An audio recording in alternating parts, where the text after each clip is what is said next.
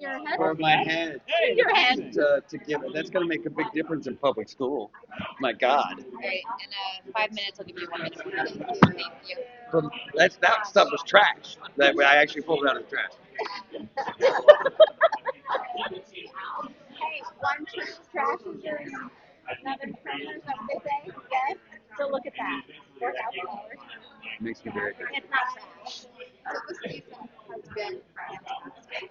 Things are going out on a really high Oh, note. good. Thanks. Does it feel like that to you? I feel like season 4 was like it. I haven't been watching. You know the show. I'll be honest. I haven't been watching. I don't know if it's like a defense mechanism, like I don't want to watch it end or something. But I usually watch it, and I'm not. I'm not doing it. I'll watch. I'll get around to it. I guess I'm just not ready to see it. It's too soon. It's too soon. Yeah. Too soon. Yeah. But I'm glad people like it. Yeah. I saw the Heather. I saw the Heather stuff. There was a poem that I was very precious about, and I really wanted with Chris that I had a little hand in the writing of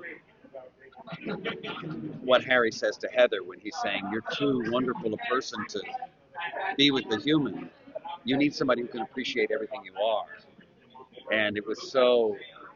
I wanted it to be so, heartfelt, and then in this moment of just love, she says, "Tell me a poem and do it in your language because it's so beautiful." And then he does give a beautiful poem about their love, but he does it like that, and that's the perfect thing that this show can do. That have you in a heartfelt moment, and then have absurd silliness right beside it. I love that. I call that moment as kind of like a trans allegory.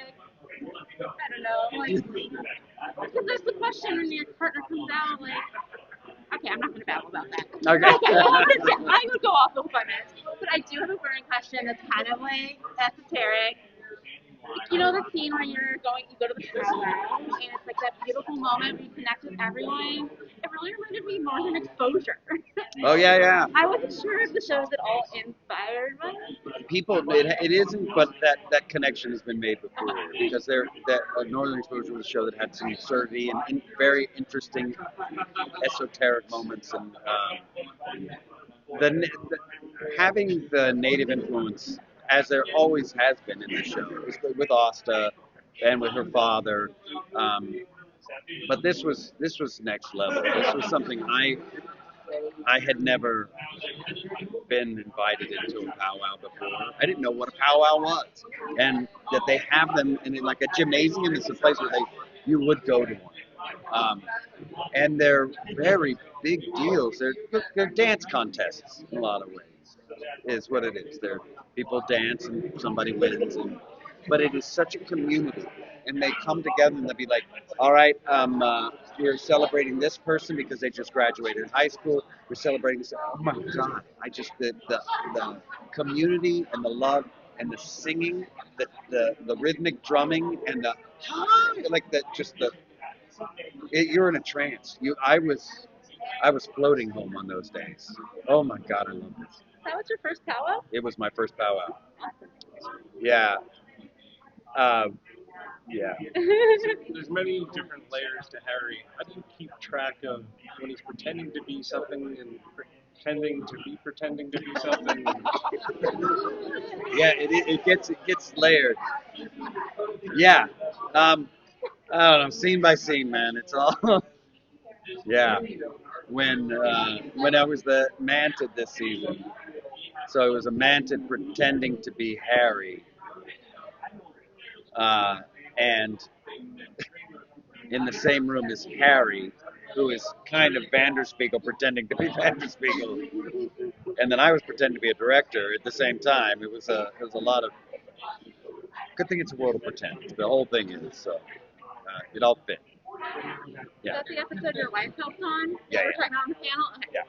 Okay. Yeah, Carissa, she, because I can't watch the monitors, I would go to her and say, did this moment work? Did this moment work? And she, because we were married, she can be like, no, it's stinky. No, she would be like, yeah, I think you're gonna want another one. That's how she would say it. Bless her. And she also had, because she has a good eye. She'd be like, it wouldn't even be you need another one. She'd be like, I need another one. The camera was off. The camera needs to come down. Like, so it was. She was there with me the whole time, the whole way. And when I was directing, they said, well, Chris will be there, and Robbie will be there. Robbie is our producing director, and he directs a lot of the episodes. And so you've got all these people that have got your back. Okay, well, Chris got sick, and Robbie got sick, and nobody was there but Carissa and I, and it was so much fun. It was scary for just a second, and then it was like, we're kind of in charge. We're the only ones who made it through, and so it was pretty great. By Robbie, you mean Robert Duncan McNeil? Gotta get going. Yeah. Yes. Yeah. From Voyager.